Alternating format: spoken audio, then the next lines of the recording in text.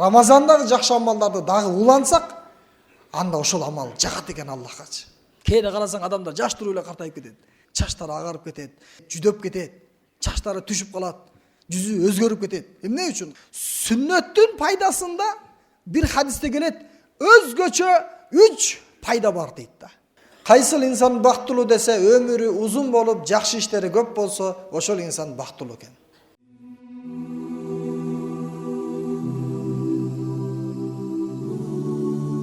Бисмиллахир-рахманир-рахим.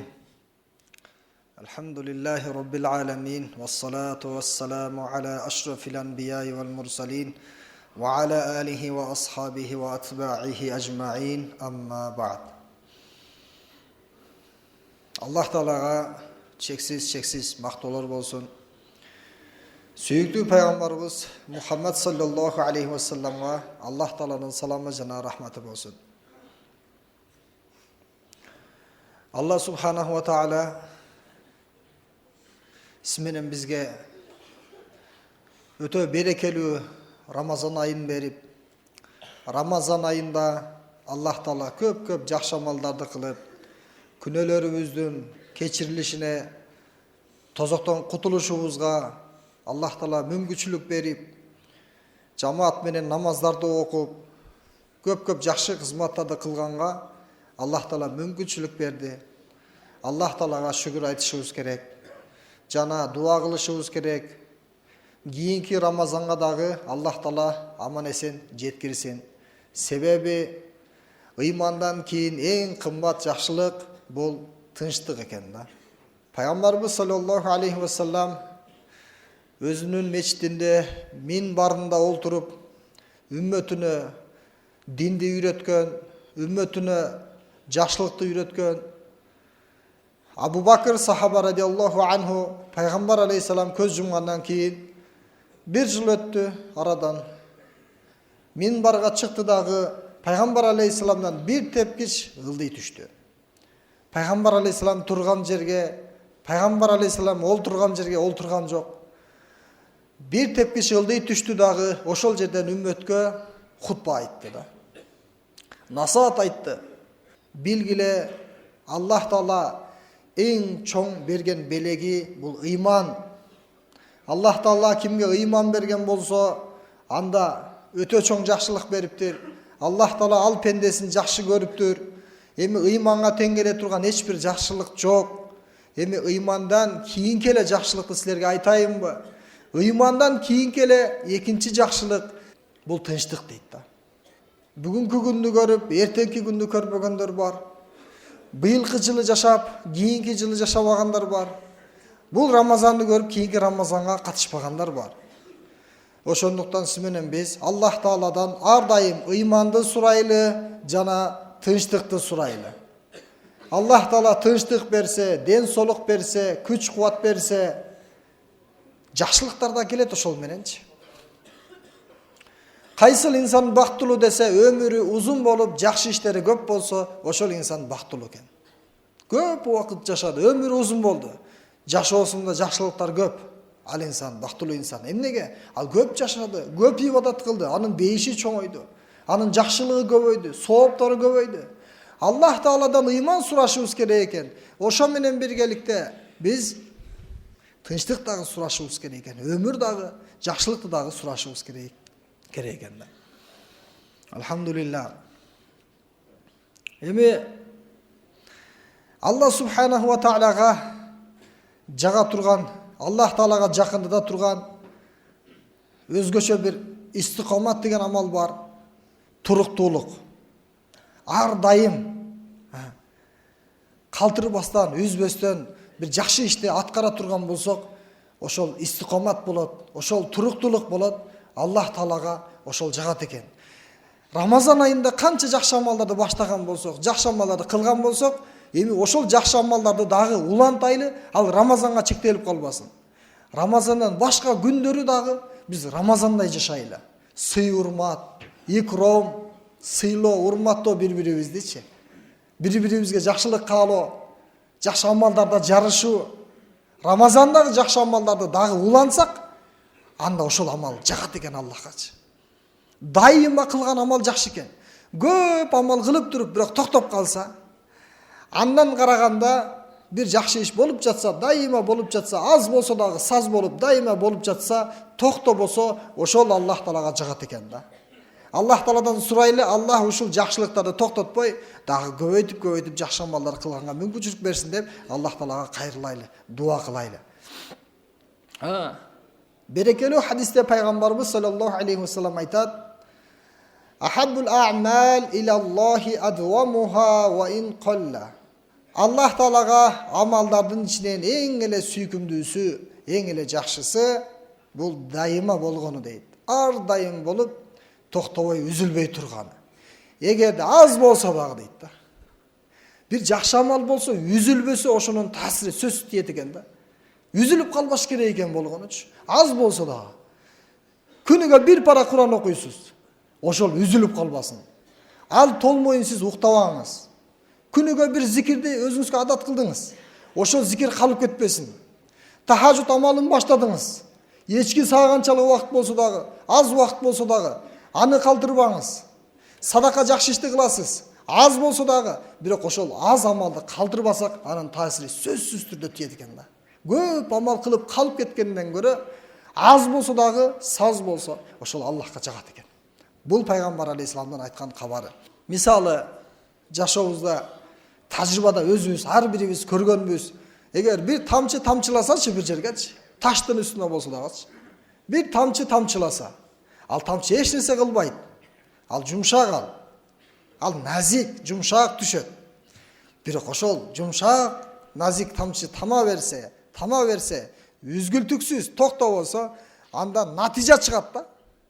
Ал ташты тешип салат да. Сен ташты ташка уруп дагы теше албаган ташты, темир менен чукуп теше албаган, кыйналып тешкен ташты, ошол назик таш тешип коет. Эмнеге? Дайыма үзгүлтүксүз аткарылып жатат. Демек, үзгүлтүксүз жакшы иштерди улантканга адат кылышыбыз керек экен да. Пайгамбарыбыз саллаллаху алейхи ва салламга дагы ушул туруктуулук амалы жаккан. Абу Амр деген сахаба радиаллаху анху пайгамбарыбыз саллаллаху алейхи ва салламдын алдына келди. Мен айттым дейт: "О Расулаллах, кулли фил ислами каулан ла асалу минху ахадан гайрака." Сиз мага исламдагы бир сөздү айтыңызчы. Сизден кийин ал турасында мен эч кимден сурабайын. Тактап айтканда, исламдын ток этерин айтыңызчы. Сизден кийин мен бирөөгө муктаж болбойын. Мени муктаж кылбастан, менин муктаждыгымды чечип бериңизчи деди да. Ошондо пайгамбарыбыз саллаллаху алейхи ва саллям эмне деди? Кул аманту билла. Сен айткын, мен Аллахка ыйман келтирдим деп айт дейт. Суммастаким. Анан ошол ыйманыңа бекем бол. Ар дайым ошол бекем ыйман менен жаша деп пайгамбар алейхисалам айтып кетти. Эгерде сен Аллахка ишенсең, Аллахка чын дилимден ишендим деп туруп, анан ошол ишенишиңе бекем болсоң, Аллах Таалага ыйман келтирген ыйманыңда бекем болсоң, жакшы амалдарды аткарып жатасың. Пайгамбарыбыз саллаллаху алейхи ва салламдын айткан сөздөрүнө, кылган иштерине, пайгамбарыбыздын жашоосуна эргешип өлгөнгө чейин бекем туруктуу болсоң, анда исламда ушул нерседен өткөн жакшы нерсе жок дейт. Сен эч кимге муктаж болбойсуң дейт.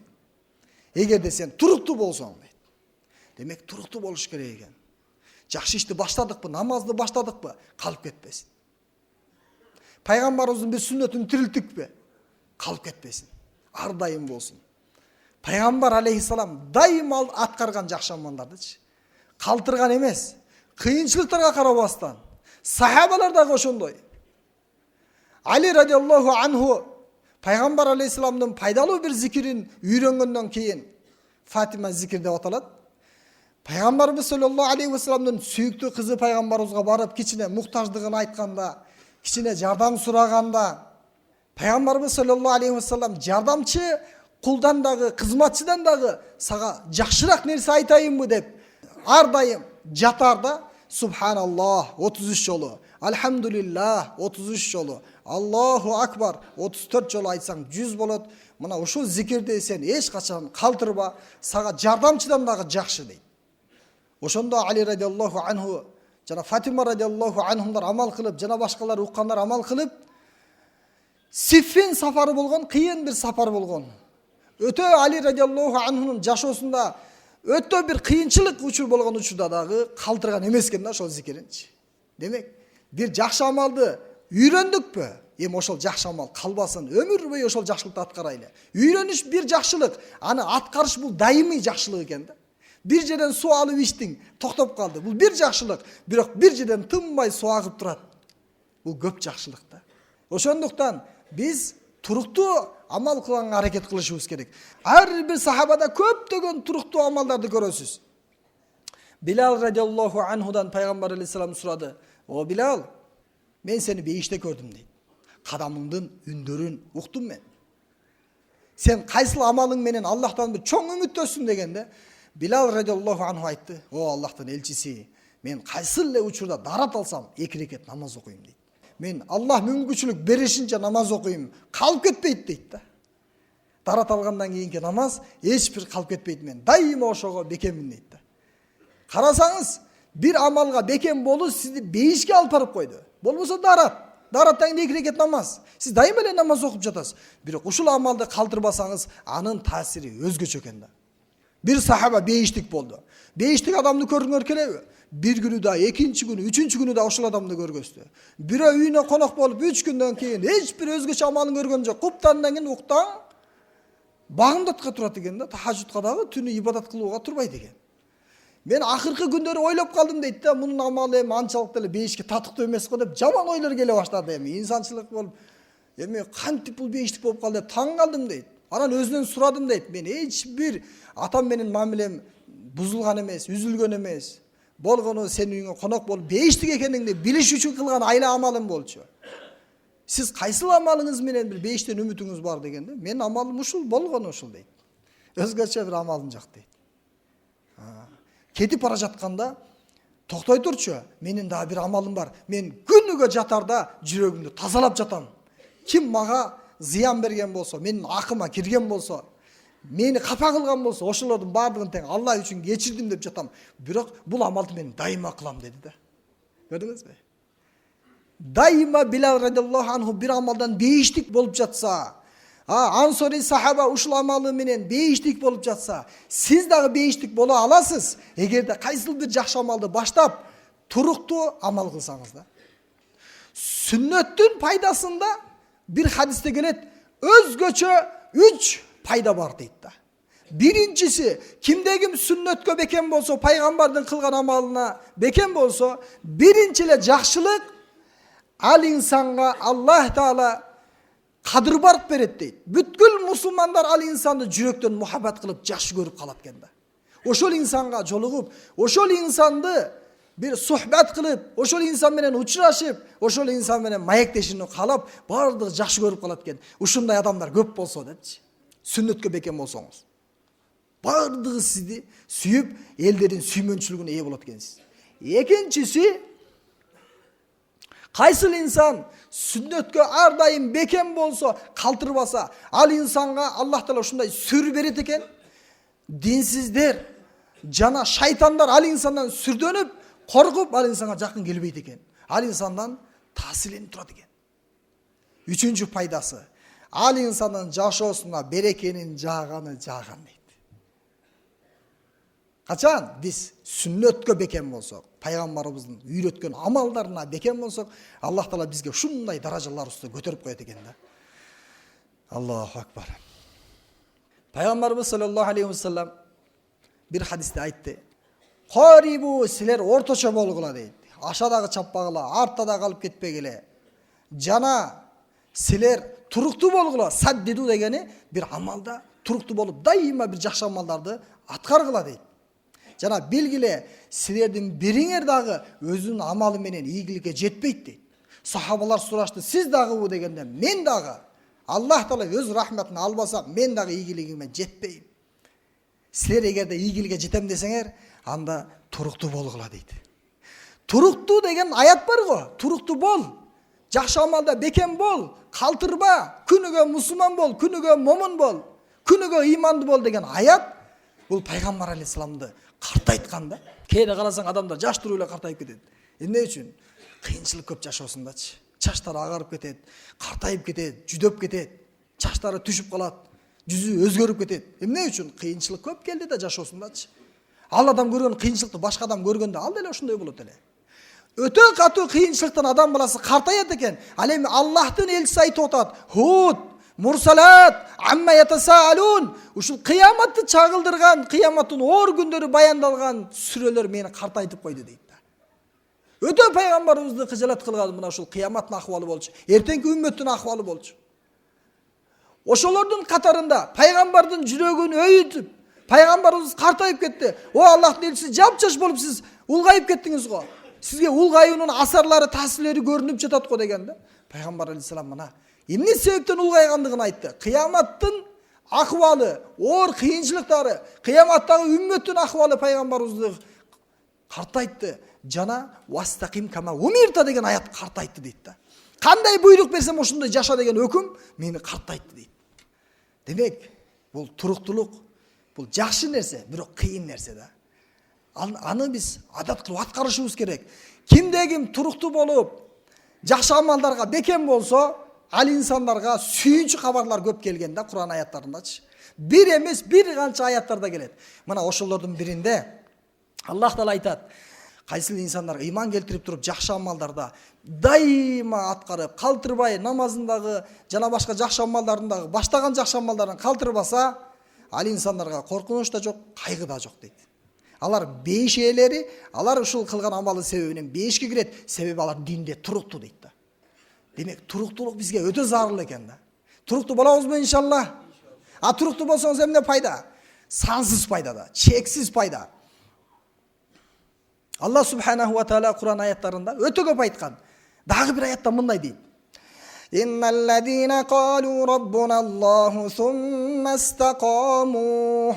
Кайсыл инсандар ыйман келтирдик деп айтып, ошол ыймандарына бекем болсо, ширкке кетип калбай, ошол ар дайым ошол ишеништеринде бекем болсо дейт. Татаназзалу алейхимул малаика. Ал инсандарга периштелер түшөт асмандан дейт. Качан? Зайд бин Аслам радиаллаху анху айтат: жан чыгып жаткан учурда дейт. Кабырга барган учурда, жана кабырдан тирилип кыямат күнү суракка турган учурда периштелер аларга түшөт дейт. Эмне деп түшөт? Түшкөнү түштү. Эмне деп түшөт? Сүйүнүч кабар менен түшөт экен. Куш кабар менен түшөт экен. Алла тахофу, сен коркпо дейт экен да. Жаным кантип чыгат деп коркпо. Кабырга барганда суракка мункар накирге кантип жооп берем деп коркпо. Кабырдан тирилип, яума табиядду вужуху ва тасвадду вужух, кээ-бир жүздөр аппак болуп, дурду болуп, кээ-бир жүздөр капкара болгон учурда менин жүзүм капкара болуп калат деп коркпо деп периштелер түшөт дейт. Вала тахзану, жана силер дейт, эч качан кайгырбагыла дейт экен да. Периштелер түшүп алып, ва абширу бил жаннати аллати кунтум туадун. Силерге пайгамбарлар баяндады беле? Силерге пайгамбарлар уада кылды беле бейишти? Мына ошол бейишке кирбей калам деп коркпогула. Өтүп кеткен жашооңорго өкүнбөгүлө. Аллах күнөөңөрдү да кечирет, соомуңарды да кабыл кылат. Жана жашооңордон жакшы жашоо берет деп периштелер менен бизди куттуктайт экен. Нузулам мин гафурир рахим. Аллах тараптан ал инсанга өтө сонун сый урмат жайлары, турак жайлары дайындалган, белекпекчилер дайындалган. Аллах Таала алардын бардыгын өзү берет дейт. Кимге? Ким туруктуу болсо, бекем болсо, калтырбаса. Ушул аят түшкөндө Умар радиаллаху анху айтат: сахабалар түлкүгө окшоп кууланган эмес дейт. Түлкүгө окшоп шейпаланган эмес, түлкүгө окшоп экилик кылган эмес дейт. Алар түп-түз жүргөн, алардын түз жүргөндөрү үчүн Аллах субханаху ва таала алардын ыймандарын кабыл кылган, алардан Аллах Таала разы болгон, Аллах Таала аларды үммөткө устаз кылган дейт Умар радиаллаху. Аллах Таала бардыгыбызга жакшы амалдарга бекем болуп, калтырбай, жаман амалдарды таштадыкпы, адат кылдыкпы таштаганга, эми ошолорду кайра баштабай, бекем болгон Аллах Таала ар бир мусулманга насип этсин.